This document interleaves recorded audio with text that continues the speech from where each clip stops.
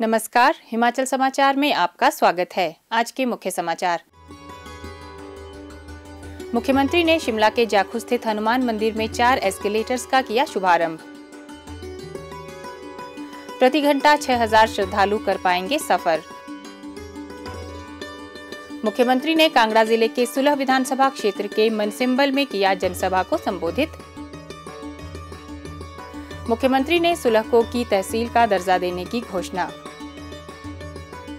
मुख्यमंत्री ने रामपुर विधानसभा क्षेत्र को दी 165 करोड़ रुपए के विकास कार्यों की सौगात।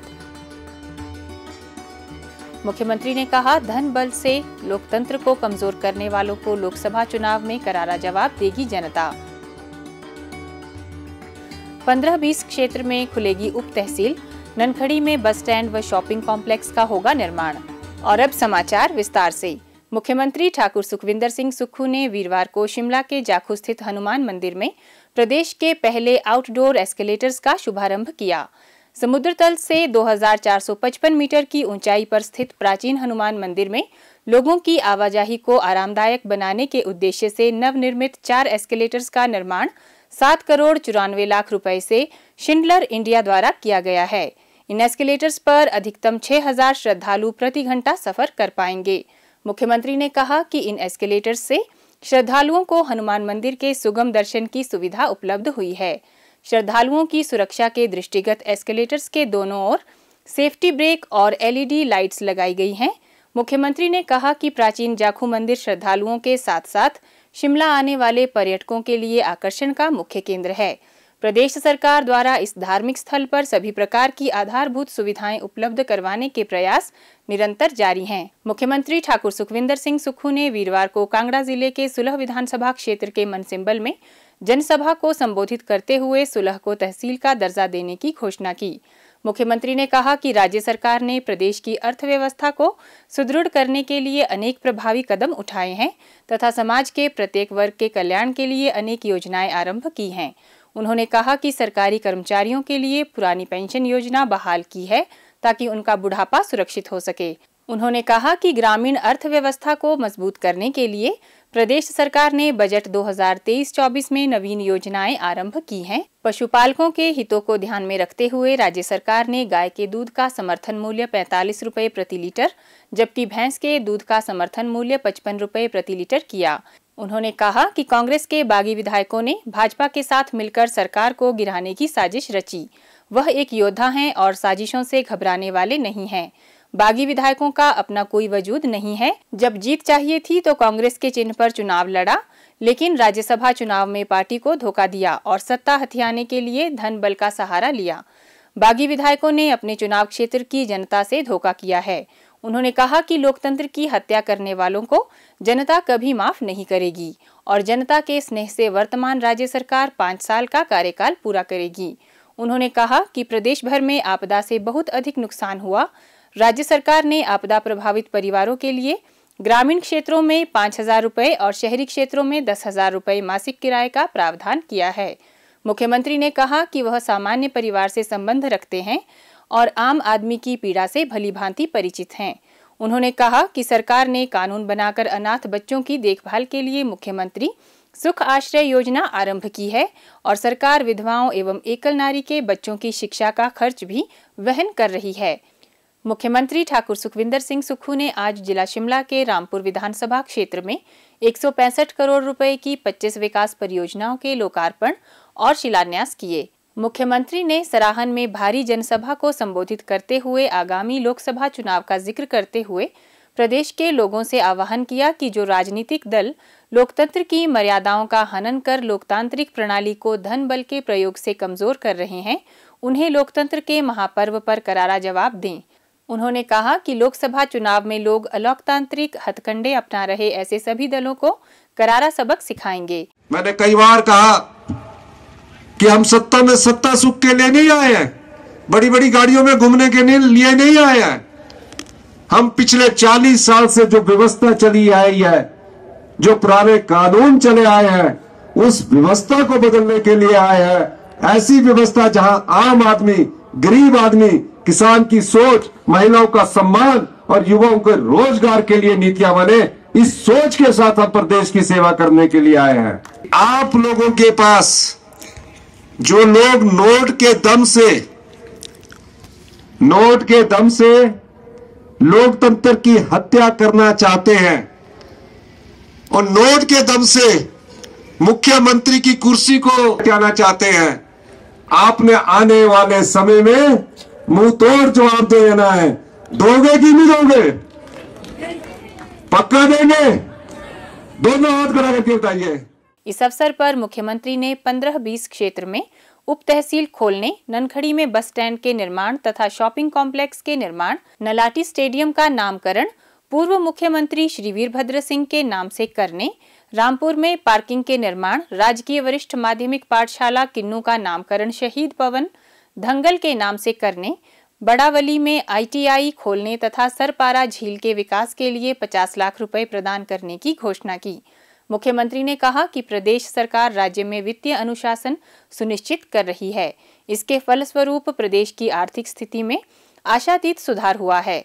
प्रदेश सरकार ने कड़े निर्णय लेकर राज्य में व्यवस्था परिवर्तन के ध्येय के साथ सकारात्मक बदलाव लाए हैं। प्रदेश सरकार दृढ़ इच्छा शक्ति से अनेक योजनाएं सफलतापूर्वक कार्यान्वित कर रही है और हर वर्ग के सर्वांगीण कल्याण के लिए प्रतिबद्ध है। उन्होंने प्रदेश सरकार की विभिन्न विकासात्मक कल्याणकारी योजनाओं का जिक्र करते हुए कहा कि प्रदेश में मुख्यमंत्री सुख आरोग्य योजना के तहत 70 वर्ष से अधिक आयु के वृद्धों को निशुल्क चिकित्सा सुविधा, इंदिरा गांधी प्यारी बहना सुख सम्मान निधि योजना के तहत 1 वर्ष में महिलाओं को 18,000 रुपए, प्रति माह 1,500 रुपए का प्रावधान, प्राकृतिक खेती द्वारा उगाया गया गेहूं व मक्का तथा गाय व भैंस के दूध की खरीद पर समर्थन मूल्य और मनरेगा दिहाड़ी में ऐतिहासिक 60 रुपए की बढ़ोतरी की गई है।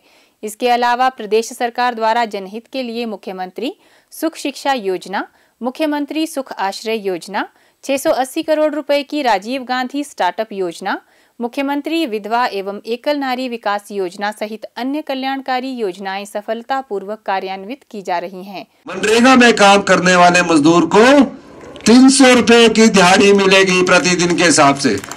मेरा दूसरा बजट है 70 साल से ऊपर के सभी बुजुर्ग, उनको अगर कोई बीमारी हो जाती है तो सरकार की तरफ से सभी सुविधा उनके इलाज के लिए देगी, उनको अब परेशानी की जरूरत नहीं है। इसके अलावा हमने कहा कि 19 लाख हिमाचल प्रदेश में परिवार है, 75 लाख हमारी जनसंख्या है, इसमें एक और योजना लाई जाए। 1,15,000 विधवाएं महिलाएं थी, एकल नारी थी। मैंने कहा कई विधवाएं माताएं, बहनों की बेटियां, बेटे डॉक्टर बनना चाह रहे हैं, डॉक्टर बन चुके हैं, सिलेक्ट हो चुके हैं, इंजीनियरिंग करना चाह रहे हैं या कुछ और करना चाह रहे हैं, लेकिन हमेशा पैसे की तंगी के बीच, आर्थिक बदहाली के बीच कर्जा पर कर्जा उठाकर किसी तरह पढ़ते हैं। मेडिकल कॉलेज की फीस अगर MBBS की देखी जाए तो 1 लाख रुपया है, इंजीनियर की फीस 60,000 रुपया है, हॉस्टल की फीस 40,000 रुपया है। मैंने 1,15,000 विधवा महिलाएं जिनके बच्चे स्कूलों में पढ़ रहे हैं, मेडिकल कॉलेज में पढ़ रहे हैं, इंजीनियरिंग कॉलेज में पढ़ रहे हैं, नर्सिंग कॉलेज में पढ़ रहे हैं, ITI कर रहे हैं, कहीं भी प्रोफेशनल कोर्सेज कर रहे हैं, हमने कहा इनकी पढ़ाई का सारा खर्च और हॉस्टल का सारा खर्च हिमाचल प्रदेश सरकार उठाएगी और विधवा बहनों के लिए एक और योजना लाई। और दूसरे बजट में किसी ने कल्पना नहीं की होगी, मैंने किसानों के हित के लिए 2 योजनाएं लाई।